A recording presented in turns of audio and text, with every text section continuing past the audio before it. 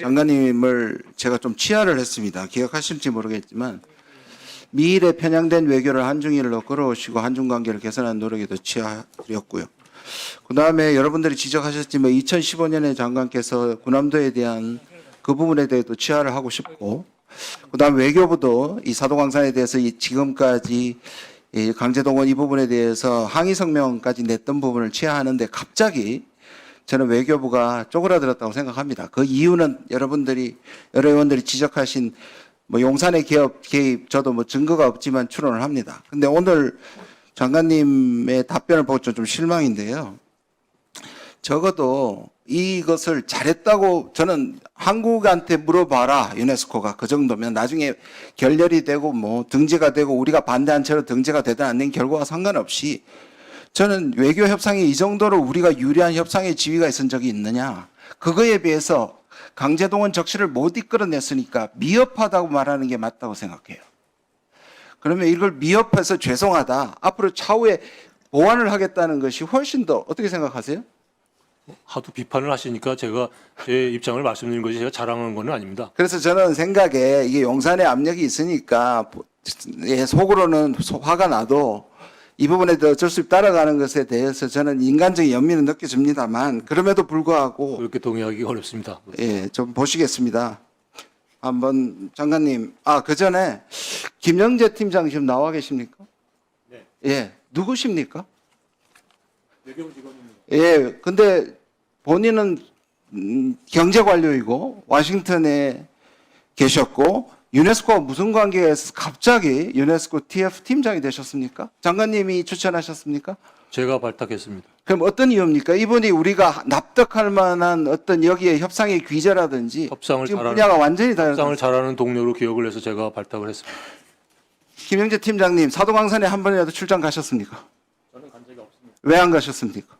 저는 3월에 맡은 이후로 계속 협상을 해왔고 협상을 하는데 현장을 모르고 협상합니까? 현장을 가본 직원들을 데리고 있습니다. 그럴까요? 볼까요? 현장이 어떤지? 장관님,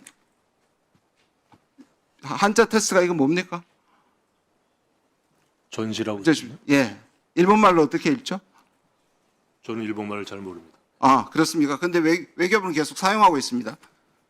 다음 PPT. 자, 텐지 뮤지엄이라고 외교부가 계속 얘기합니다. 근데 실제 명은 사도금산 전시자료관입니다. 다음. 보십시오. 자, 외교부가 지금 계속 얘기하고는 보십시오. 사도광산 텐지 뮤지엄. 텐지 뮤지엄이라는 것이 있습니까? 장관님.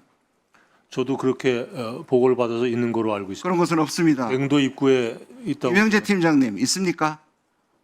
저게 갱도 입구에 있는 전시관. 아닙니다. 박물관 아닙니다. 그런데 우린 지금 계속 그것이 마치 박물관인 것처럼 계속 얘기하고 있습니다. 넘어가십시오. 자, 외교부 표결 한번 보십시오.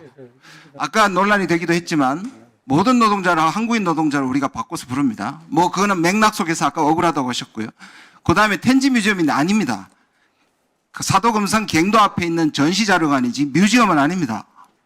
그 다음에 세 번째 더 결정적입니다. 아이카와는 향토박물관인데 우리 외교부가 영어 쓴 거 보십시오.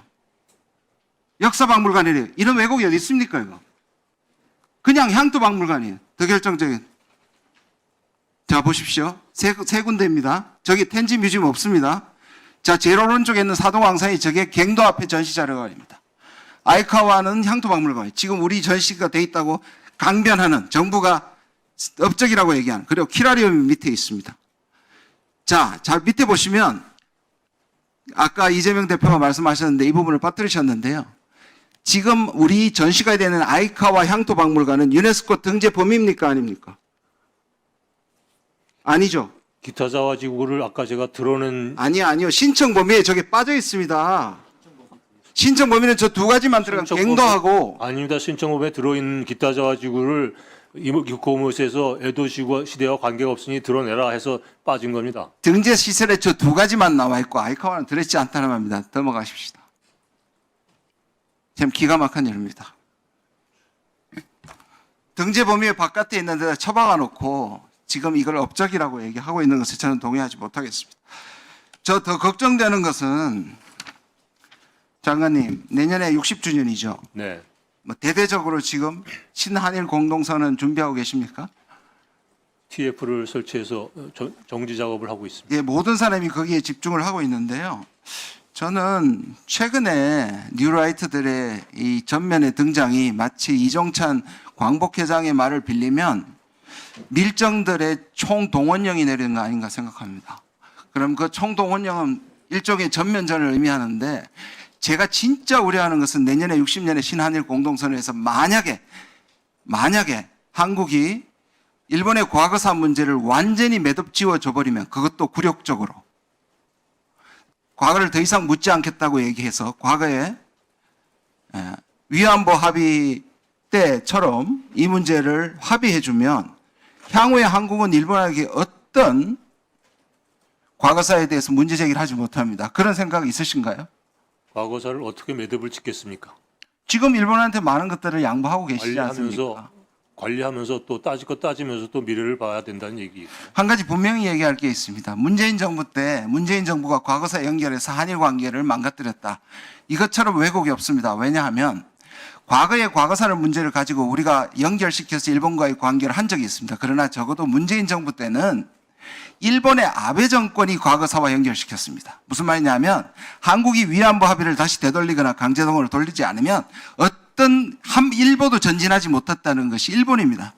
그럼 지금 정부에 와가지고 문재인 정부를 바로잡는 게 아니라 일본 정부를 바로잡아야 하는데 일본이 원하는 것처럼 우리가 매듭을 풀어줬기 때문에 관계가 개선된 겁니다. 그렇다고 생각하지 않습니까? 제3자 해법이 유일한 해법이기 때문에 그 길을 택하신 거로 저는 이해하고 있습니다. 어떻게 유일한 해법입니까? 이상입니다. 예,